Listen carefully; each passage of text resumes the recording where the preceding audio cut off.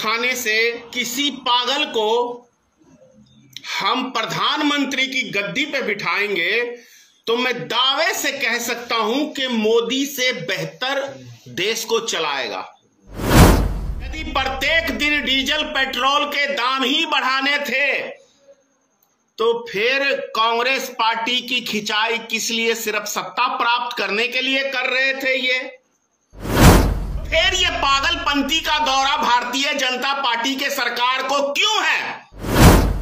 पक्का नरेंद्र मोदी का नाजायज औलाद है, क्योंकि अच्छी बातें, देश हित की बातें तेरे जैसे हरामजादे व्यक्तियों को समझ में नहीं आएगा। ऊपर के जो भी शेष नेता हैं ये तो हैं चाटुकार उद्योगपतियों के। तुम के लिए ऐसे भी बताह मत बनो, ऐसे पागल मत बनो कि तुम्हारा जीवन ही चौपट हो जाए।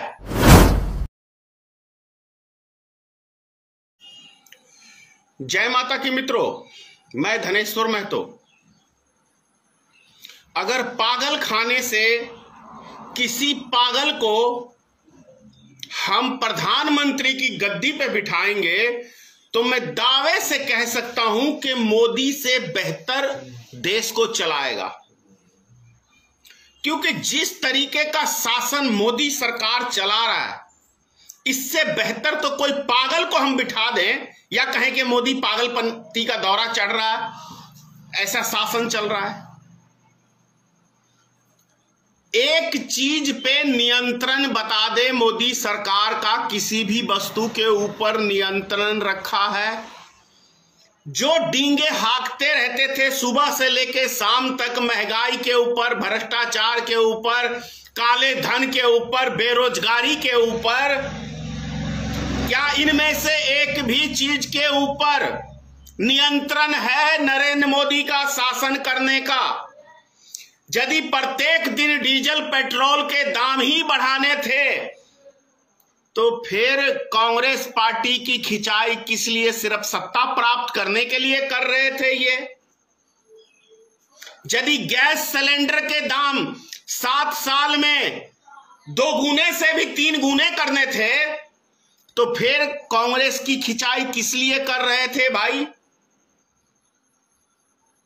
यदि नरेंद्र मोदी का महंगाई के ऊपर पिछले 70 सालों में जितनी महंगाई नहीं बढ़ी, उससे दुगुनी, तिगुनी, चौगुनी, 5 गुनी महंगाई सिर्फ 7 सालों में मोदी ने कर दी, तो किस लिए विरोध हो रहा था रोड के ऊपर? सिर्फ सत्ता पाने के लिए। तो क्या यहां से मेंटल नहीं है नरेंद्र मोदी? या कहें कि हम मेंटल को भी बैठा देंगे तो इससे बेहतर चलाएगा। और डीजल, पेट्रोल, रसोई गैस, एक 3 चीज ऐसी वस्तु है कि इसके ऊपर हम दाम बढ़ा देंगे तो हिंदुस्तान में एक एक वस्तु सामान का रेट बढ़ जाएगा। चाहे ट्रांसपोर्टिंग हो, चाहे सब्जी हो, चाहे दाल हो, चाहे चावल हो, चाहे मोटर पार्ट्स हो, चाहे इलेक्ट्रॉनिक्स पार्ट्स हो, चाहे मोबाइल पार्ट्स हो, ऐसा कोई वस्तु नहीं है जिसके दाम डीजल, पेट्रोल, रसोई गैस के बढ़ाने से नहीं बढ़ता है। तो फिर ये पागलपंती का दौरा भारतीय जनता पार्टी के सरकार को क्यों है? यही सरकार तो पहले कहती थी ना कि डीजल, पेट्रोल पे अंकुश होना चाहिए, तो अब ये बेलगाम घोड़े की तरह रेट प्रत्येक दिन क्यों बढ़ रहा है?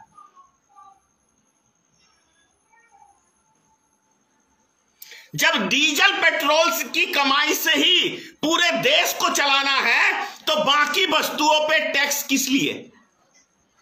मेरा प्रश्न है, और मैं समझता हूं देश के इस एक एक नागरिक का यह प्रश्न होना चाहिए कि यदि हमें डीजल, पेट्रोल के दाम से ही देश को चलाना है, राज्य को चलाना है, तो बाकी वस्तुओं पे आप टैक्स क्यों लेते हो?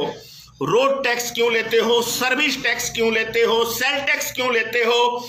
क्या कहते हैं, इनकम टैक्स क्यों लेते हो? इन सब टैक्सों का क्या जरूरी है? सीधा कहो कि हम डीजल, पेट्रोल से ही पूरा देश का मेंटेनेंस करेंगे।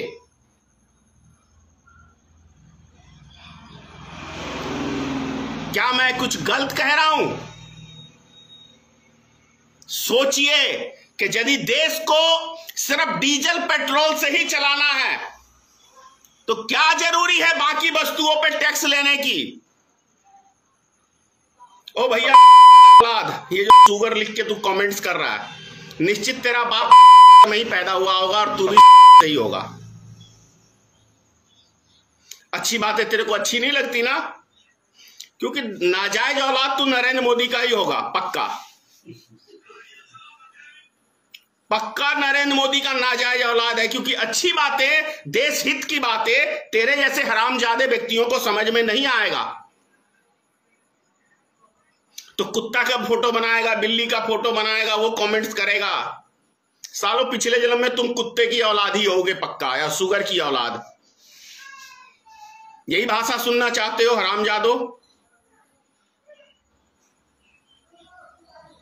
तुम अपने बाप के ऊपर बोलो ना, बोलने की हिम्मत नहीं है। तुम अपने बाप को बोलोगे कि तेरा बाप प्रत्येक दिन डीजल पेट्रोल पे क्यों रेट बढ़ा रहा है, इससे आम जनता का जीना रुसवार हो गया है, इसके ऊपर क्यों नहीं बोलने में तेरी फटती है? भाजपा वालों, तुम भी पार्टी के कार्यकर्ता हो और तुम भी एक आम नागरिक हो, इस बात को समझो।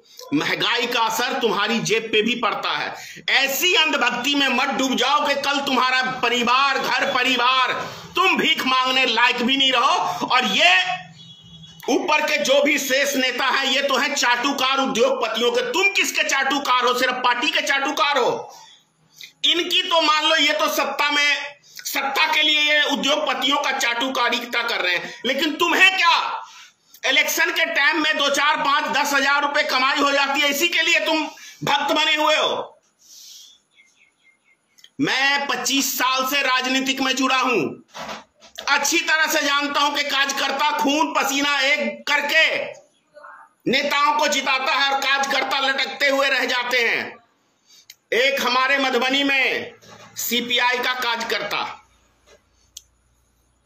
मेरा मित्र था, मेरे से बहुत सीनियर, करीब 80-95 साल का था। लाल झंडा साइकिल में लेके पूरे जिले में घूमता था वो। लेकिन जानते हो उसके घर का दुर्दशा क्या हुआ? बेटी का रिश्ता करने पटना गया, वो गरीब परिवार पटना गया, वहां हार्ट अटैक से मृत्यु हो गई, क्योंकि वहां पे दहेज के लिए माल मांगा उस व्यक्ति से। तो भैया पार्टी के लिए ऐसे भी बताह मत बनो, ऐसे पागल मत बनो कि तुम्हारा जीवन ही चौपट हो जाए। ठीक है, जिसको सपोर्ट करते हो उसको करो, लेकिन सपोर्ट की सीमा होनी चाहिए। सपोर्ट का मतलब यह नहीं है कि हम कहीं से जुड़े हैं तो वो हमें गड्ढे में धकेल रहा है और हम गड्ढे में जाने के लिए तैयार हैं। यह सपोर्ट नहीं होना चाहिए। हम किसी पार्टी को सपोर्ट इसलिए करते हैं कि वो व्यक्ति जीतेगा तो कुछ बेहतर काम करेगा देश के लिए, समाज के लिए, तब हम किसी पार्टी को सपोर्ट करते हैं। चाहे मैं हूं, चाहे आप हो, चाहे कोई हो, बात की बारीकी को समझो। ये कुत्ते बिल्ली की तरह कमेंट करना कोई बहादुरी नहीं होता। या दम है तो आओ मेरे सामने, मेरे से कर लो डिस्कशन। मैं तो तुम्हारे पिताजी को, नरेंद्र मोदी को भी दिल्ली से चैलेंज करके आया था, पटना में भी सबको चैलेंज कर चुका हूं। है दम? करोगे डिबेट खुले मैदान में, आम जनता के बीच में? मैं पूछूंगा सवाल, तुम मेरे से पूछो सवाल। वो दम नहीं होगा तुम लोग में। बस कमेंट्स में कुत्ते बिल्ली ही कर सकते हो, इसके अलावा कुछ नहीं है। और कल मेरा नाम लेके कहोगे कि कोई था धनेश्वर महतो मर्द जो सही बातें बोलता था। अच्छी बातें समझ में नहीं आती। आज गरीब आदमी, समझ रहे हो, जो 200-300 रुपए कमा रहा है, वो 1200 रुपए का सिलेंडर भराने जाएगा। ब्लैक में 1200 का, वैसे 150 का। यह है सिलेंडर का रेट। अभी एक सिलेंडर 15 दिन चलता है एक परिवार में, यानी कि 2500 रुपए का सिलेंडर चाहिए एक परिवार में एक महीने में। और जिसकी आमदनी 5-6 हजार रुपए है, वो घर परिवार कैसे चलाएगा? इस पे सोचते हो? मनरेगा में सरकार ने क्या रेट रखा हुआ है मजदूरी का पता है? 200 कुछ रुपए। कुछ भी कमेंट्स कर दिया, कुछ भी बोल दिया, बिन जान सोचे, बिन समझे। अरे भैया दलाल सब खुश हैं क्योंकि उनकी दलाली से उनका घर चल रहा है, वो गा रहे हैं तो समझ में आ रहा है। तुम किसकी गा रहे हो? तुम्हारे हित की बात करता हूं मैं, तुम्हारी लड़ाई लड़ता हूं, फिर भी समझ में नहीं आता है। अरे मेरा क्या है, 10-20 साल में चला जाऊंगा, फिर याद करोगे कोई था जो हमारे हित की बात करता था, हमारी लड़ाई लड़ता था। लेकिन वही गाना है रफी साहब की आवाज में, चिड़िया चुग गई खेत फिर क्या पछताना। अरे चला जाऊंगा। जय हिंद।